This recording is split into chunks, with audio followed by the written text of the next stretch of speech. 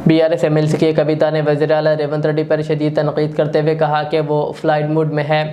कहा अब तक वो 40 बार दिल्ली जा चुके हैं, लेकिन गुज़िश्ता 15 माह में तेलंगाना में हर माह कोई ना कोई हंगामा हुआ, लेकिन वज़ीर आला खामोश रहे।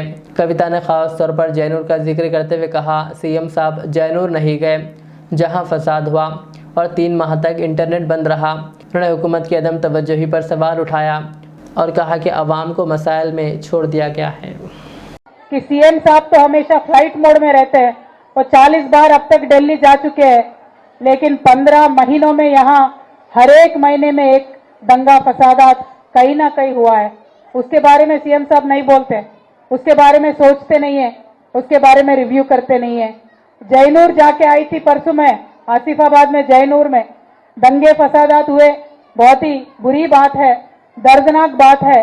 3 महीने तक वहां इंटरनेट बंद था, बहुत घर जले, मसाजिद जले, हिंदुओं के भी जले, मुसलमानों के भी घर जले, लेकिन इस सरकार को फुर्सत नहीं है रिव्यू करने का, ना तो कुछ कॉम्पनसेशन देने का, ना तो किसी पे केस करने का। ऐसे लोग जिस भी पार्टी में हो, जो भी नफरत फैलाते हैं, उनको तो इमीडिएटली बंद करके रखना चाहिए, लेकिन सरकार को तो फुर्सत ही नहीं है। क्यों? दिल्ली जाना है हर 15 दिन में एक बार, कुछ भी करना है दिल्ली जाना है। 40 बार 15 महीने में ये सीएम साहब दिल्ली गए हैं। यानी मैं इतना ही आपसे कहना चाहती हूँ कि जो केसीआर साहब के तेलंगाना बनने के बाद जो भी प्रायोरिटीज थे, जो भी सोच थी, वो अब इस सरकार में नहीं है।